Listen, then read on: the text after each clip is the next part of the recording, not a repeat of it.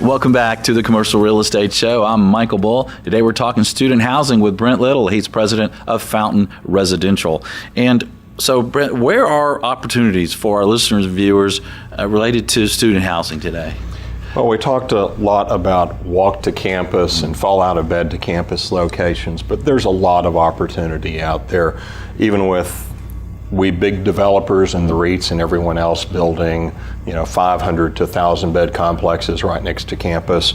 Real estate is still very, very local. And so if you're in a market that has a major university or a technical school or anything like that, there's lots of opportunities. It's hard for us to come into a market. We can find big parcels and throw money at it to assemble some things. But the local guys still do a lot of the student housing business in a marketplace, and they're able to go in and be patient. They know the people with the land there, and they can assemble an acre or two or start assembling houses until they get enough property, just buying them one at a time and leasing them out to kids in the meantime. And then once they aggregate enough land, they can tear that down and build 30 units or 60 units or 80 units. You can wade into the product instead of just going big and having to do a big institutional development. And all of those, and being able to do those smaller projects close to campus, you may be able to do that on a small or scattered site basis. You'll see people that have 6 little properties around a campus and they're all managed from one location and leased from one location. And that's a very viable way to do it. How much of the student housing stock out there is owned by the smaller mom and pop owners? I think still a majority of it is owned by the mom and pop or the locals. The big REITs may have several 100,000 beds. The larger property management companies may have 60 or 80,000 beds. But like I said, you've got 20 million or more kids out there going to school. So that's owned or managed by the professionals is still a very, very small percentage. Well, what would be an operational tip that you could share with somebody that maybe is going to wade in that way and start with something smaller near a campus? I mean, it seems like a little bit more complexity to lease and manage something where you're dealing with students.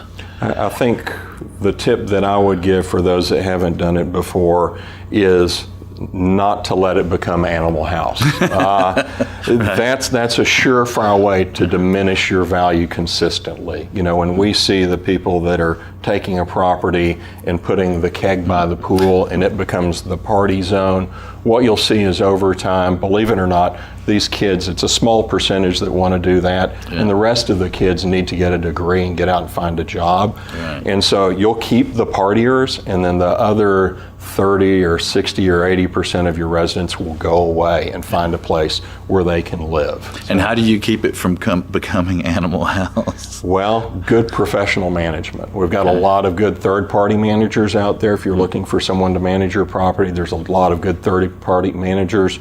And if you're managing it yourself, which is a viable way of doing it, just enforce the laws, enforce the codes, and if they have a party, give them a warning, and 3 times and you're out. They have to move somewhere else. So just enforce the regulations. 3 strikes and you're out. There you go. What about leasing and if somebody has a small property near campus, how might they attract tenants?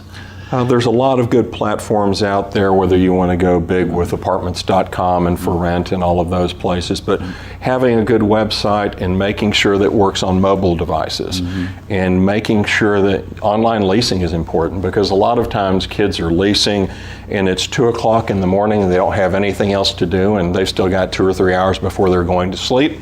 So, they'll pull out their mobile devices with their friends and start surfing around for where they're going to live next year. So having it that fully operational on your handheld devices and your pads, and something that you can do at any time of the day or night is very important. 2 hours. It's 2 o'clock and they have 2 more hours before they're going to bed. Brent, thanks for joining us today. We appreciate you being on the show. All right. Thanks, Michael. And thanks for listening out there across the country or watching on YouTube or the show website. Be sure and join us next week. We're going to talk about the single tenant net lease investment market, some changes going on there with FASB and rising interest rates. Hear all about it next week. Until next week, be sure you always lead, learn, and laugh, and join us for the Commercial Real Estate Show. Hey there, thanks for checking out the Commercial Real Estate Show. Don't miss a video of special interest to you. Be sure to subscribe below. And if you appreciate the videos, be sure and thank our sponsors. There's a link to more information about them in the description. For more videos, podcasts, and articles, check out CREshow.com.